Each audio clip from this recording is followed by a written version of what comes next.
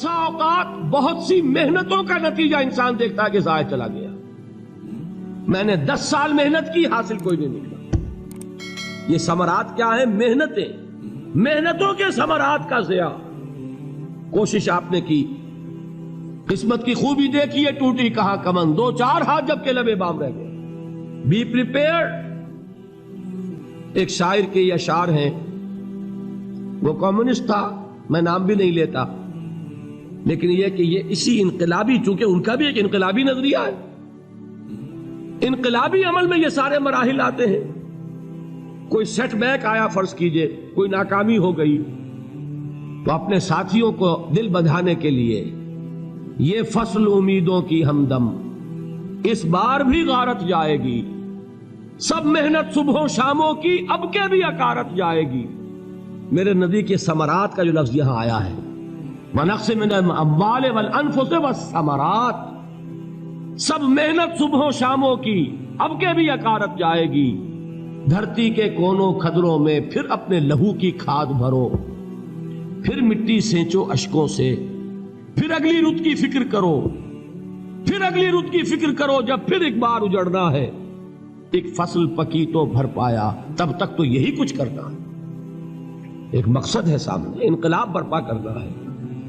ایک کوشش ناکام ہو جائے کوئی پرواہ نہیں، نیکسٹ. پھر تیار رہو ناکامی کے لیے. ایسا نہ ہو جو انگریزی میں کہتے ہیں hope for the best but be prepared for the worst.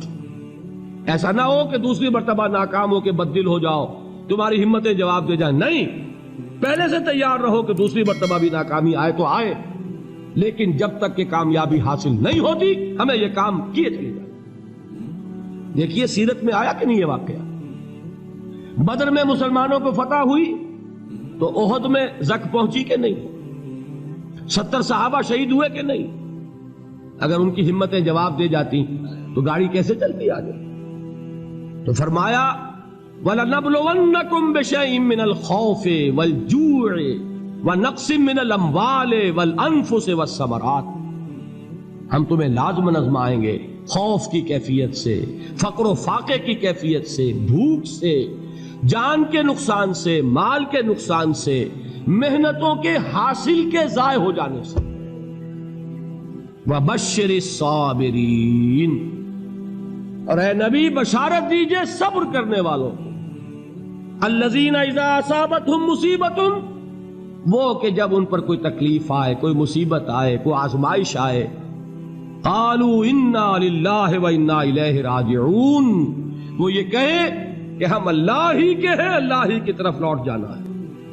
یہ وہی انداز ہے جو میں نے فارسی کا شعر سنایا تھا آپ کو کہ سرے تسلیم خم ہے جو مزاج یار میں آئے. وہ ہمارا مولا ہے، ہمارا آقا ہے. اگر اسے یہی منظور ہے تو ہمیں بھی یہی منظور ہے. میں نے تسلیم و رضا کی بات کی تھی نا، آپ کو کچھ شعر سنائے تھے.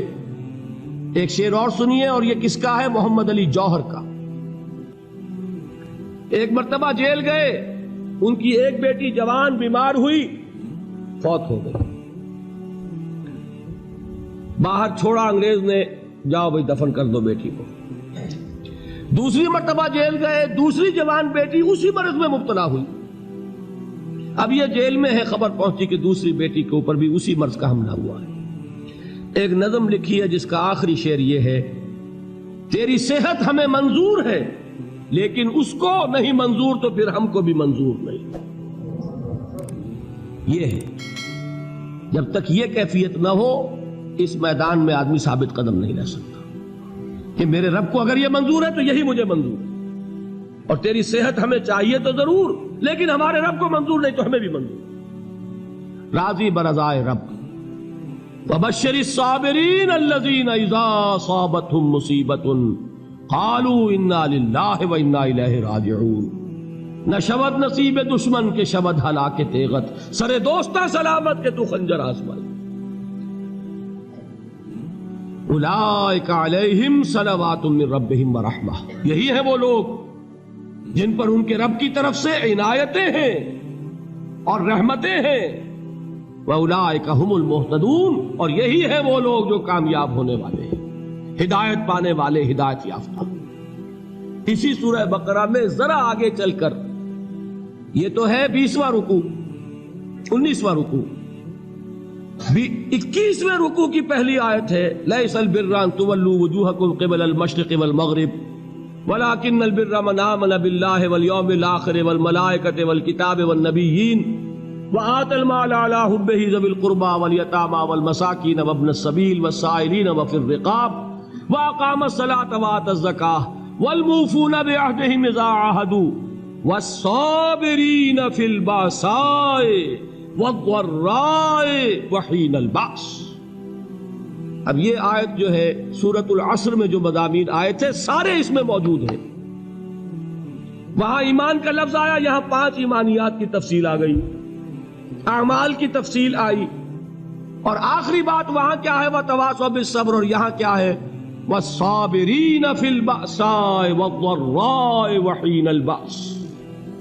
और सब्र करने वाले, असल नेकी उनकी है जो सब्र करें, किसमें, जंग के वक्त, जर्राए, बासाए, बासा कहते हैं फक्र और फाका, वाहिद आएगा बास तो उसके मानी जंग, और बासा जमा में आएगा तो फाका, फक्र, भूख, और जर्राए जिस्मानी तकलीफ, जरर, जिस्मानी तकलीफों में सब्र करने वाले, फक्र और फाके में सब्र करने वाले, और जंग के वक्त सब्र करने वाले, उलाइका अल्लज़ीना सदक़ू व उलाइका हुमुल मुत्तक़ून। ये है वो लोग जो सब्र करने वाले हैं, ये है जो सच्चे हैं, जो अपने दावे में नेकी के और ईमान के सादिक हैं, और यही वो लोग हैं जो मुत्तकी।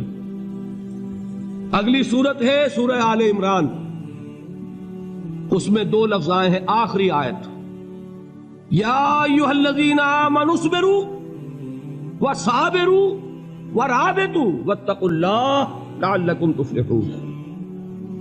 देखिए यहां सब्र और साबिर, जो ताल्लुक जोहद और जिहाद का है वही है सब्र और मुसाबरत। सब्र एक तरफा अमल है, आप झेल रहे हैं, बर्दाश्त कर रहे हैं, सब्र अनिल मासिया, सब्र अनिल ताआ, सब्र अनिल इब्तिला, ये सब क्या है, सब्र। और मुसाबरत क्या है, सब्र का सब्र से मुकाबला। ये सूरह आले इमरान, अब वक्त नहीं है, मैं आपको सुनाता अल्लाह ताला ने कैसे कैसे मुसलमानों से कहा, मुसलमानों तुम्हें ज़क पहुंची है तो उन्हें भी तो पहुंची थी, उनके 70 नहीं मारे गए थे बदर में, उनके हौसले जो हैं वो तो पस्त नहीं हुए, वो अगले साल आ गए तुम पर चढ़ाई करके। तुम क्यों इतना बुरा मान रहे हो, तुम्हारे दिल इतने जख्मी क्यों हो गए, तुम्हें तकलीफ पहुंचती है तो उन्हें भी पहुंचती है। अपनी गैरत जो है हमें जरा उसका जायजा लेना चाहिए।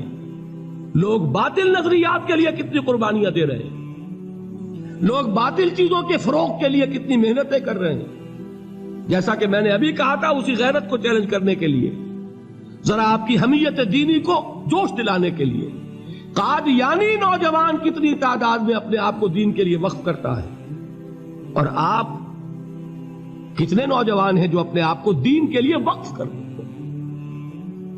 और हो वो खाते पीते घरानों के लोग। ये नहीं है कि अगर कोई और काम नहीं कर सकता तो फिर यह है कि वो दीन के काम में लग जाए। बासलाहियत लोग, खाते पीते लोग, ज़हनी इस्तेदाद रखने वाले लोग, ऊंचे घरानों के लोग, वो वक्त करें अपने आप को दीन के लिए। उसके बगैर कैसे बाहर आ जाएगी, कैसे रौनक आ जाएगी। तो दुनिया में बातिल नजरियात वाले जो हैं, ये बात कही गई है, मुसलमानों तुम अगर तौहीद के लिए लड़ रहे हो, देखते नहीं अबू जहल को, उसने गर्दन कटवाई है शिर्क के लिए, शिर्क के लिए गर्दन कटवाए, और तुम तौहीद के लिए गर्दन कटवाने को तैयार ना हो।